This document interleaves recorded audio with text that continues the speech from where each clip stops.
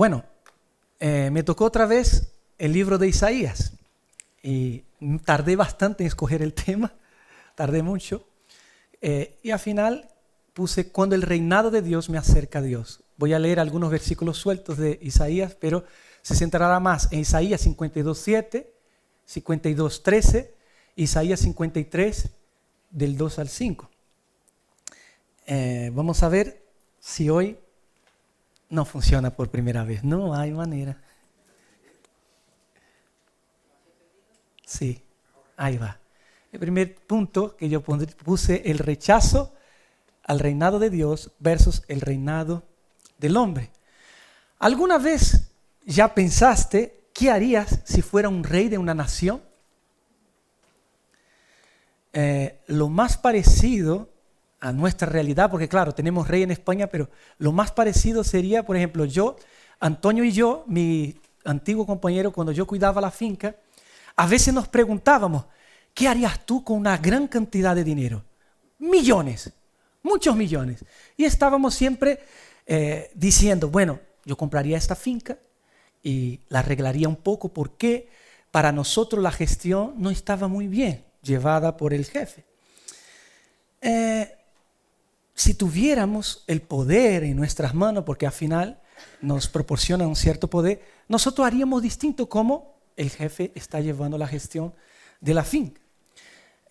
Otra parte del dinero yo decía, mira, me acuerdo mucho de las niñas de Sudán, que yo terminaría el edificio para que las niñas cuando cumpliera 18 años no fuera echada a la calle a la deriva, sin una protección. Y otras cosas más, ¿no? Pero haría otra cosa, yo compraría muchos pisos. Mira, están flipando vosotros porque estáis pensando, ¿no? ¿Qué haría vosotros, no? Y yo pensaba, y yo decía, yo compraría muchos pisos y lo alquilaría para así mantener los proyectos que iba teniendo yo. Entonces así iba entrando dinero y no solo iba gastando. Pero al final terminábamos diciendo, hemos gastado tanto dinero en nuestra mente que hemos quedado sin nada, sin una pela. Vamos. Entonces, mejor seguir trabajando y seguíamos trabajando. ¿Quiénes no hemos pensado algo similar de quizás ayudar a un familiar en aprieto? El punto es que hay dentro de nosotros algo que nos dice y que somos mejores que los demás. Hay algo que nos dice que si yo estuviera en el lugar de Ismael, lo haría diferente. Lo haría mejor. Pero sabemos que en la mayoría de los casos eso no funciona. Que podemos ver en la política que quizá el político de turno está haciendo su trabajo súper mal y la oposición lo critica y quizás por algo, no estoy de acuerdo con lo que están haciendo con los autónomos, entra o no hace nada o hace muy poco. ¿Cuántos ejemplos más podríamos dar sobre eso? O mirar el matrimonio ajeno y decir, no, como él nos llevaría. O las relaciones, o lo que sea. Pero siempre somos mejores que los demás. Lo mismo pasa con el pueblo de Israel. Podemos ver en 1 Samuel 8, versículo 4 al 5 y versículo 7 luego. Entonces se reunieron todos los ancianos de Israel y fueron a Samuel en Ramá. Y le dijeron, mira, has envejecido y tus hijos no andan en tus caminos. Ahora pues, danos un rey para que nos juzgue como todas las naciones. Samuel, danos un rey. ¿Por qué lo haremos mejor? Como tus hijos no andan en los caminos de Dios, ya no hay alternativa. O sea, Dios, tú y Dios, pues no han hecho las cosas bien, nosotros haremos mejor. El método de Dios quizá está un poco obsoleto.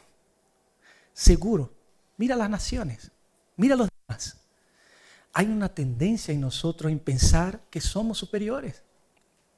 Entonces Dios dice, y el Señor dijo a Samuel, escucha la voz del pueblo en cuanto a todo lo que te diga. Pues no te han desechado a ti, sino que me han desechado a mí para que no sea rey sobre ellos. Y como vimos la semana pasada, todo ese rechazo a Dios, Él en su infinita gracia, en su infinita misericordia, no cansa. Yo veo a Dios y digo, es que no cansa. Usa a los reyes para demostrar esa misericordia, para usarlos, muestra su bondad. Y ahora llegamos al capítulo 1 de Isaías y vemos esos reyes reinando, ¿no? Versículo 1, visión que tuvo Isaías, hijo de Amós, concerniente a Judá, Jerusalén, en los días de Usías, Jotán, Acaz y Ezequías, reyes de Judá. Los reyes del período de Isaías. Hay reyes reinando, pero la idea, como vimos semana pasada, es que Dios sigue en su trono. Sigue poniendo y quitando reyes. Dios sigue haciendo y deshaciendo, articulando juicios en contra de las naciones, disciplinando a su pueblo para que vuelvan a Él y más cosas. Y en el capítulo 6, en la famosa visión de Isaías, vemos en el año que murió el rey Usías, vi yo al Señor sentado sobre un trono alto y sublime, y la orla de su manto llenaba el templo. Vemos que pasa un rey, pasa otro rey, y otro y otro. Los reyes mueren y Dios sigue reinando. Dios sigue en su trono. Además hay un detalle, que la moralidad de esos monarcas, en la mayoría de los casos, dejaba mucho que desear. Durante su reinado, en varias ocasiones, resultaron desastrosos, como hemos venido leyendo la Biblia en un año. Y el que menos se acuesta con una mujer de otro y lo mata. Por lo tanto, hay una necesidad de arreglar las cosas. Las cosas no van bien. Dios toma la iniciativa de revelar de una forma contundente, llana y muy clara su reino. Decide acercarlo a nosotros. Decide manifestarlo para que sepamos cómo funciona su reino. Que sea palpable, visible. ¿Cuál es el corazón de su reino? El reino de Dios se nos acerca.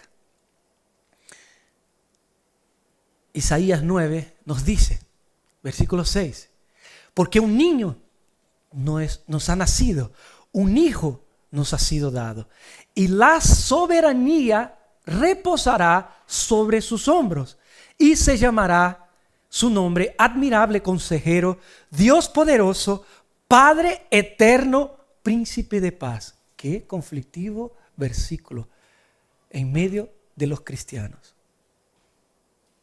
Dios mismo viene, no a gobernarnos, porque ya lo hace. Siempre lo ha hecho. Él viene para que veamos su gobierno, para que palpemos su corazón. La venida de Cristo, dice Piper, al mundo es la manifestación del corazón de Dios en su forma más pura y poderosa. Jesús vino para mostrar la profundidad de la gracia y el amor de Dios de una manera que no podría ser comprendida completamente sin su sacrificio.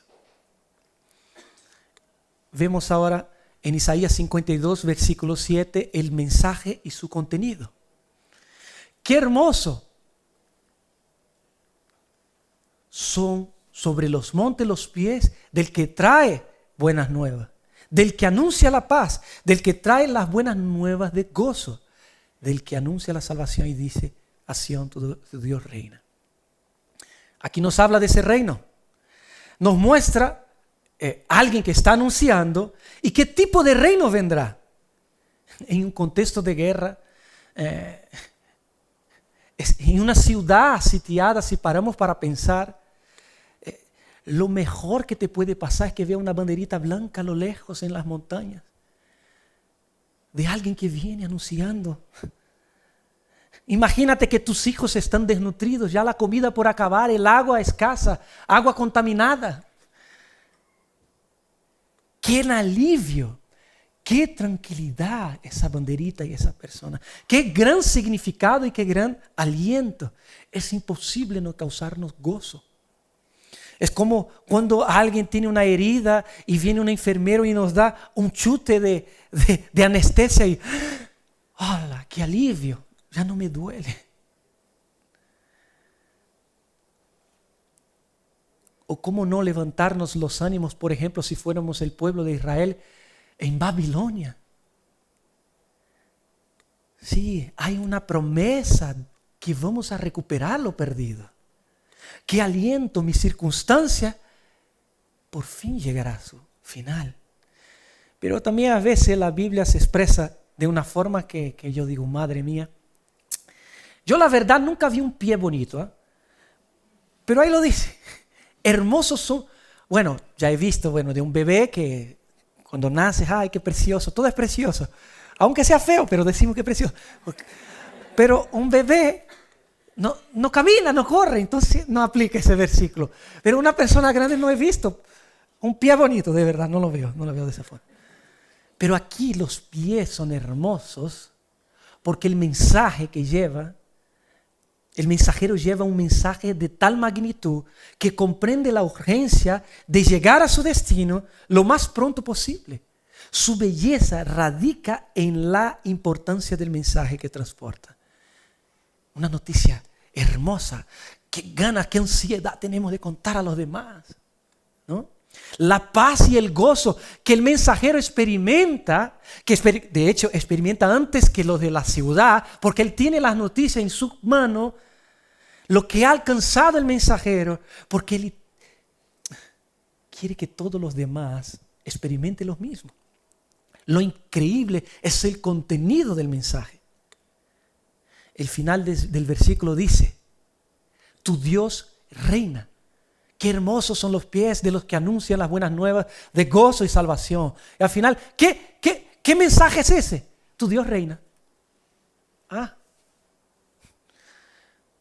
El verbo en el presente.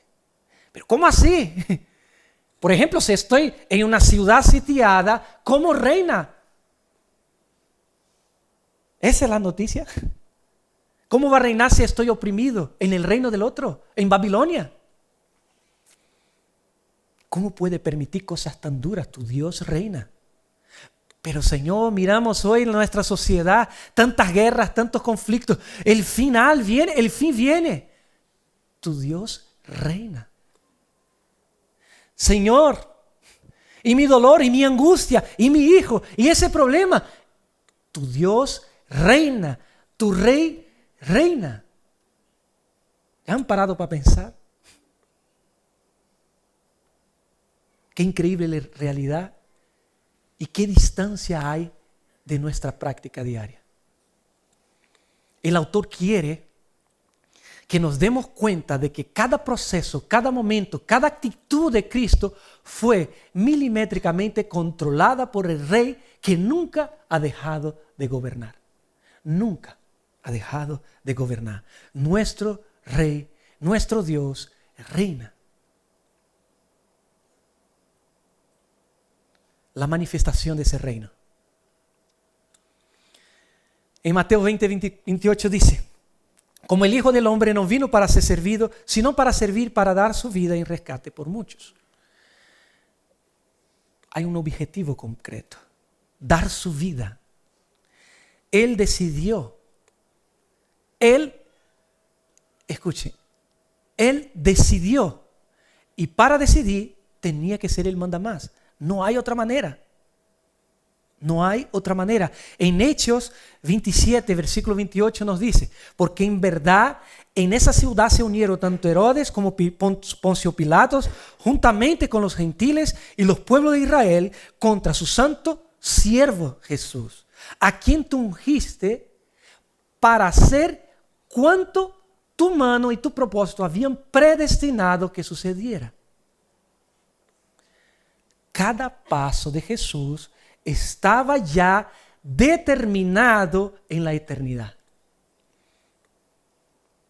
Para eso tendría que tener su gobierno bajo su mando. Si paramos para pensar en todas las variables que Cristo tuvo que controlar para cumplir todo lo dicho a través de los profetas acerca de Él. Lugar de nacimiento, Miqueas 5:2. Descendencia, Isaías 11, versículo 1. Huida al Egipto, Oseas 11, versículo 1. Milagros y enseñanza, Isaías 35, versículos 5 y 6. Sufrimiento y crucifixión, Isaías 53. Entrada triunfal en Jerusalén, Zacarías 9:9. venta por 30 piezas de plata, Salmo 20:18 y mucho más. Hay cosas que no podemos cuestionarlas. Esa es una de ellas. No podemos cuestionarlas. Si Cristo pudo hacer todas esas cosas, entonces Él es quien dice ser. Rey de reyes y Señor de señores. 1 Pedro 1, 19, 20 dice, sino con la sangre preciosa de Jesús, como de un cordero sin manchas y sin contaminación, ya destinado desde antes de la fundación del mundo, pero manifestado en los postreros tiempos por amor de vosotros. No hay margen de error. No hay margen de error. Cristo controla todo. Además, él mismo dice en Juan, capítulo 10, versículos 17 y 18. Por eso el Padre me ama, porque yo pongo mi vida para volverla a tomar. Nadie me la quita. O sea, nadie quita la vida del Mesías, sino que yo la pongo de mí mismo. Además, tengo el poder para ponerla y tengo el poder para volverla a tomar. Este es el mandamiento que recibí de mi Padre. Cristo está hablando. Es potente esa declaración de Jesús. Yo tengo el poder sobre la vida y sobre la muerte. Meditemos un poquito. Yo soy el rey sobre la vida y sobre la muerte. Por eso la resurrección de Cristo es nuestra bandera. Alzamos esa bandera de victoria sobre la muerte. Si Él es el poder personificado que puede morir y puede volver a vivir, ¿cómo no tendría el poder de resucitarnos a nosotros? Si tiene el poder sobre su propio cuerpo. Mira qué locura que estamos diciendo. Alguien que tenga el poder de morir y resucitar por Él mismo. La resurrección de Cristo constituye una noticia sublime para nosotros. El universo siempre ha estado bajo su control y su poder y protección. Sin embargo, nosotros estamos inmersos en las preocupaciones del presente y en la edificación de nuestro propio reino, que frecuentemente no somos capaces de discernir la presencia humilde del Rey que anhela, que le notemos. El Rey que quiere, que desea que notemos su presencia. Y así poder vivir aquí, pero con una perspectiva eterna. Es necesario rendirnos, aterrados y admirados a la grandeza de nuestro Rey que reina soberanamente. Pero, ¿cómo se dará ese reinado? Que es controlado, como hemos visto, hasta el mínimo detalle. Isaías 52 nos da un adelanto. Y aquí mi siervo prosperará, será enaltecido, levantado en gran manera, será exaltado. Bendita esperanza, qué reino glorioso.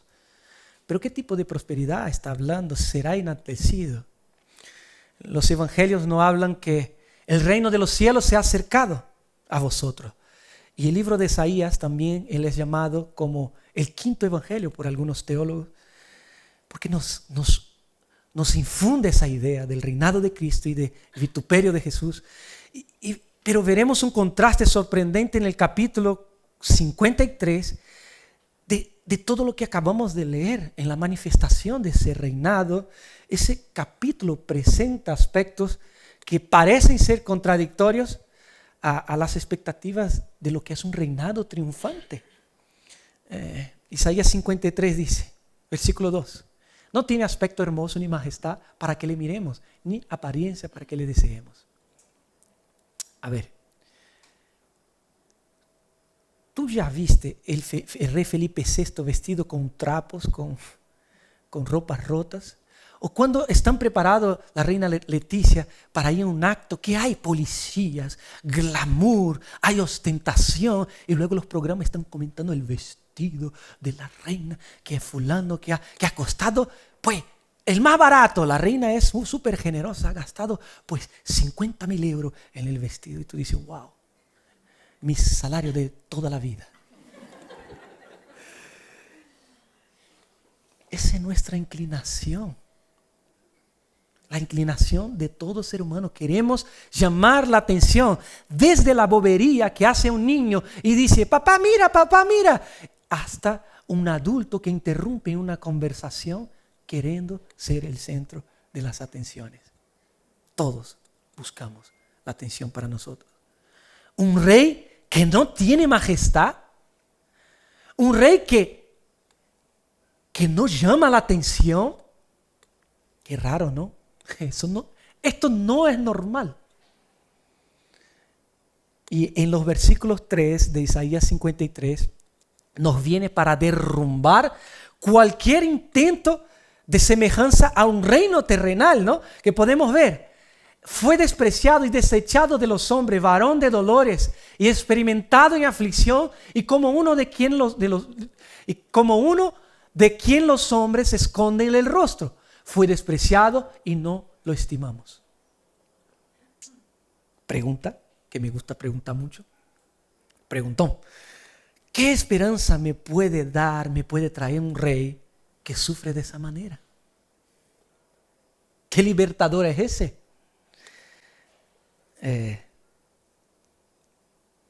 Cualquier reinado que vemos, un rey por su libre, espontánea decisión y voluntad no pasa por eso.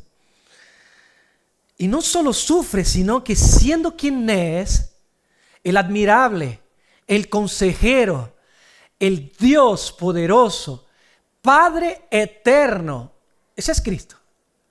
Príncipe de paz, como hemos visto en el versículo anterior, permite que sus criaturas le hieran. O peor, lo rechacen y lo abandonen. ¿Qué les parece? Por otro lado, si tú me dices que tú eres todo eso que está diciendo que eres, y puedes elegir, como dije, lo que quieres. Lo que quieres puedes elegir. Es el único que no tiene, como hemos dicho en el principio, una cierta cantidad de dinero.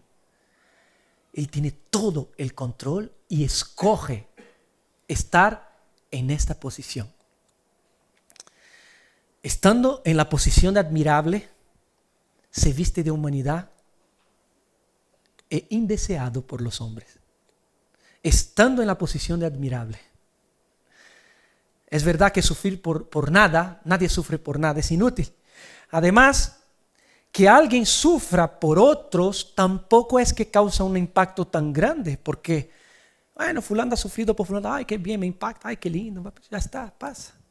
Yo me acuerdo de momentos en mi vida que más me impactaron. Me acuerdo que recién casado, saliendo del hotel, fui a mi casa y, como saben, dejamos un desastre en la casa. No es que no nos gusta mucho la limpieza tampoco, pero no estaba ordenado. Cuando llego a casa, la casa brillando. Y una cartita. Mi amigo, que hoy vive en Portugal, mis dos amigos, nos escribieron una carta. Qué precioso detalle. Me han regalado dinero, no como los españoles, el casamiento de los españoles, muchos se forran. Pero a mí, casi nada, euros. Pero este regalo fue el que hasta hoy tengo en mi mente. Cuando alguien de alguna forma te sirve de forma incondicional, es por ti, para ti, te puede impactar de una forma por toda la vida. Jesús lo ha hecho por ti. Paramos para pensar en lo que hemos celebrado hoy. Por mí. No, el que está al lado, olvídate, por ti. Ciertamente, Él llevó nuestras enfermedades y cargó nuestros dolores. Con todo, nosotros le tuvimos por azotado, por herido de Dios y afligido. Mas Él fue herido por nuestras transgresiones, molido por nuestras iniquidades. El castigo por nuestra paz cayó sobre Él, y por sus heridas hemos sido sanados. Nosotros. Este gesto de Cristo, esa entrega a las enfermedades, al dolor, solo tiene sentido si tiene un objetivo. Solo tiene un impacto profundo en mí si yo soy el motivo. Solo seguirá impactándome si estoy convencido que yo soy el que debería estar ahí. Solo tendrá sentido si todavía estoy convencido de mi incapacidad de cargar con mis iniquidades, todas pasadas, presentes y futuras. Y que otro mejor, y que el admirable tuvo que descender en mi lugar. Solo tendrá sentido si soy yo consciente que yo, siendo aún su enemigo, Él me reconcilió con el Padre. Si el mismísimo Dios tuvo que descender del cielo, es porque nada ni nadie podría resolver ese problema de la separación, como hemos visto semana pasada en el huerto del Edén. Cualquiera profeta podía morir por Cristo, por Dios. Y lo han hecho muchos de ellos. Pero una deuda infinita debería ser pagada por alguien infinito. Pero también esos versículos, a veces, he nombrado algo esta semana pasada, nos puede generar algún conflicto, ¿no? Si estoy bajo el imperio romano, lo más probable es que yo espere un libertador que me quite de esa opresión. Muchos de los contemporáneos de Jesús pasaron por eso. Cristo llevó nuestras enfermedades, pero enfermamos todavía. Él fue herido por mis transgresiones, pero pecamos todavía. Si verdaderamente hemos creído en ese mensaje de Cristo, esos versículos nos informan que Cristo llevó todas esas cosas sobre sí y todavía pasamos por ellas, una de dos. O es un cuento todo lo que predicamos en esa iglesia y todo lo que está escrito en la Biblia, o por lo menos por ahora Jesús no vino a liberarnos de esas cosas, no por completo. Hay un ejemplo que me gusta, las señales de tráfico. Hay una señal de la gasolinera que dice que no es que hay una gasolinera ahí, es que habrá una gasolinera más adelante para repostar nuestro coche. Cada experiencia que vivimos, cada momento que Dios nos sane una enfermedad, cada momento que Dios nos quita un dolor, cada momento que nosotros podemos notar la presencia del Espíritu de Dios real y vivida y sentida, es una señal inequívoca de un anticipo que apunta a lo que será al lado de ese rey que cargó todas nuestras cargas. ¿Por qué? ¿Por qué un rey decide vivir así? ¿Por qué elige ese tipo de vida? Tanta gloria en el capítulo 6 que Isaías se cae postrado y alaba a Dios, y los serafines, los querubines y todos los seres celestiales, santo, santo, santo, tanta gloria, para llegar aquí y ver algo tan poco brillo aparente. Ahí es donde está la grandeza. Ahí es donde reside el poder para cambiarnos. Ahí es donde reside la imagen perfecta de quién es Dios. El Dios nunca visto por nadie. Ahí reside la grandeza del corazón del Dios incomparable. En Filipenses 2:7 dice, lo llama de kenosis, vaciarse a sí mismo, sino que se despojó a sí mismo, tomando forma de siervo, haciéndose semejante a los hombres. No hay ningún mérito en vivir como un rey. Ninguno.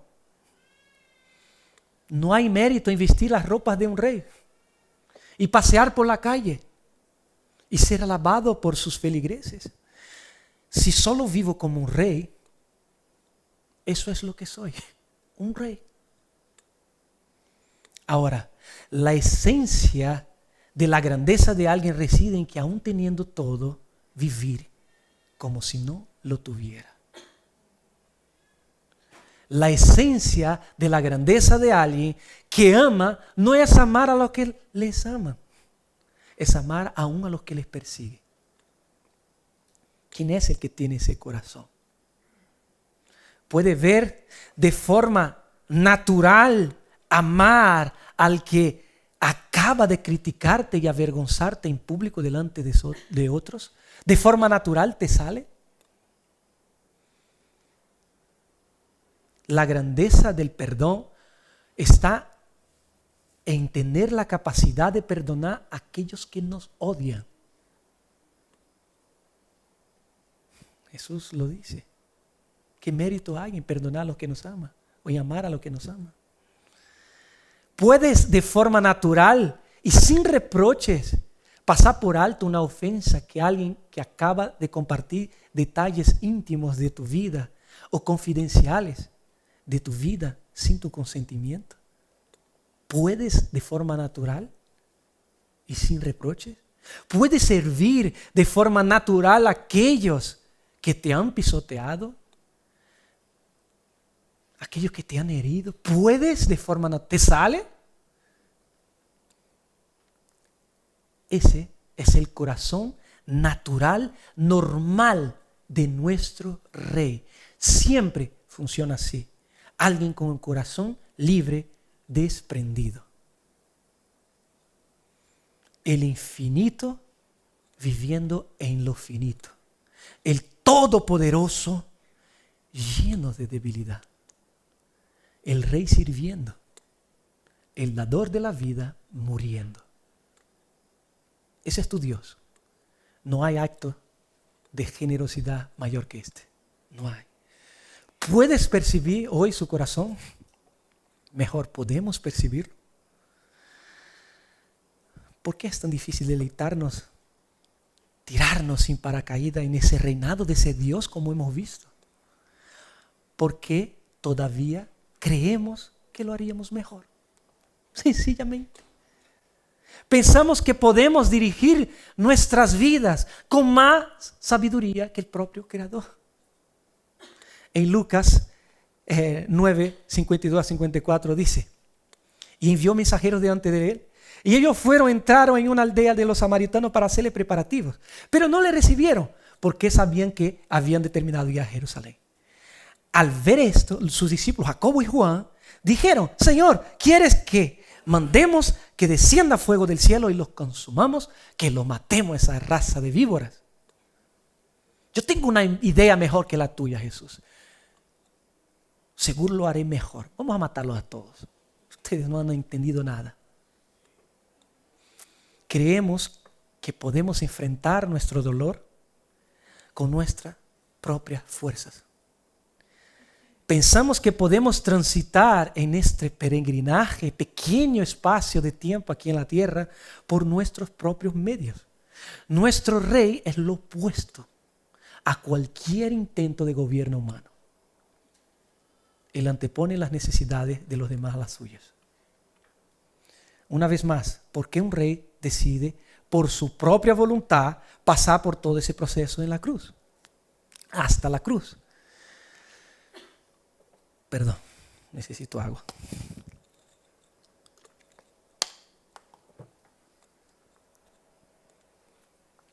De todas las consecuencias del pecado, de querer vivir nuestro propio reino, de tomar nuestras decisiones por nosotros mismos, como hemos visto semana pasada, es experimentar, la mayor consecuencia es experimentar la lejanía de Dios. Para la persona que una vez ha probado la presencia real y sentida de Dios, del Espíritu Santo, cuando la pierde, es horrible. Es horrible, es una angustia aterradora. Hay un vacío profundo dentro de nosotros. El horror que Cristo probó en el Getsemaní, al punto de sudar gotas de sangre, no creo que fue la muerte en sí. la copa de la ira de Dios que sería derramada sobre él tenía que ver con el temor a lo desconocido. Quiero decir, lo nunca antes experimentado ni vivido por Cristo. La única vez en la historia de la humanidad que experimentaría la mayor consecuencia de los pecados, la desconexión, la separación de su Padre. Mateo 27:46 nos dice: alrededor de la hora novena, Jesús exclamó a gran voz diciendo: Elí, Elí, lema sabactani. Esto es: Dios mío, ¿por qué me has abandonado? ¿Por qué me has dejado? ¿Por qué te separas de mí? ¿Por qué me dejas solo? No, será un momento horrible, no te voy a sentir.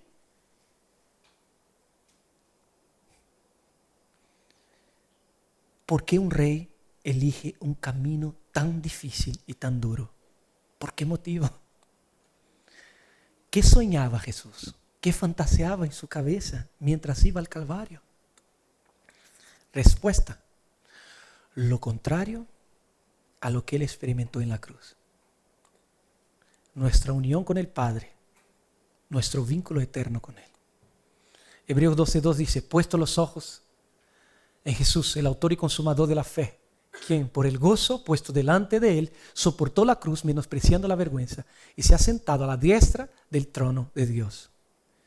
Cristo vio la alegría futura de nuestra reconciliación con Dios y el gozo en el corazón del Padre como el motivo para su sacrificio. Esta visión que tuvo Cristo del gozo futuro y la restitución completa de la relación entre Dios y la humanidad motivó a Cristo a abrazar el sufrimiento de la cruz. Este versículo es sorprendente, que no nos habla cómo Cristo vivió ese proceso, sino que también nos habla la forma en que nosotros debemos enfrentar nuestro peregrinaje. Ese momento que vivimos aquí, puesto los ojos en Jesús. Nuestra función como predicadores es esa. Es lo que intentamos hacer, mostrar a Cristo de forma que nos pueda vislumbrar a cada uno de nosotros. Claro que nosotros nos quedamos muy cortos, es verdad. Pero que el Espíritu nos ayude a, con lo poquito que podemos expresar la belleza de Jesús, a tocar nuestro corazón para poder ver. Pero no pierda ese detalle. El autor y consumador de la fe. La idea es que fue Él que escribió, fue Él, el autor de Cambios Profundos es Nico, escribió. El autor de nuestra salvación es Cristo, la escribió y la consumó. Y para eso tiene que ser rey sobre todo. Cristo reina ahora en plenitud. Lo que pasa, como siempre, no percibimos. Pero aguardemos, que ya veremos su reinado por completo. Porque finalmente, cuando llegue ese momento, finalmente, el Rey de Reyes recupera a sus hijos. Ellos, sus hijos, dispersos por los extraños reinos de tiranos, bajo falsos reyes, bajo la tiranía del pecado, que nos hace llevar cargas pesadísimas con sus mentiras y promesas falsas, que nos desvían de ver la realidad de que Cristo está sentado en su trono. El Rey recupera los que habían perdido la sensibilidad el Rey recupera lo que había perdido y nosotros la sensibilidad del amoroso abrazo cercano del verdadero Rey que ha reinado desde el principio, desde el siempre. Ahora, reunidos por la eternidad, sentiremos nuevamente la calidez y la cercanía de su amor eterno. Este es el mensaje que Dios nos tiene hoy y que el Espíritu nos ayuda a vivir cada día consciente de que Cristo reina. Amén. Señor, lo más fácil es predicar, que tiene su dificultad. Lo fácil también es escuchar, que tiene su dificultad. Pero lo imposible es abrazar. Lo imposible es vivir lo que es verdadero, lo que es real, lo que sí es vida. Señor, si viviéramos de una forma más continuada la realidad de que pase lo que pase, ocurra lo que ocurra en mi vida, en la vida de cualquier uno de nosotros. Si viviéramos solo un poquito de esa realidad en esos momentos de desespero, de aflicción, en momentos de tomar decisiones. Ah, Señor, cuán diferente sería. Cuán gozo tendríamos, Señor, de abrazar esa verdad de la bandera blanquita que vemos en el horizonte. Esta verdad de la reconciliación contigo, Dios. Danos esa oportunidad en esta semana y al resto de nuestra vida, Señor. Que vayamos creciendo en esa sensibilidad, en esa experiencia. Padre, te agradecemos en el nombre de tu Hijo Jesús. Amén.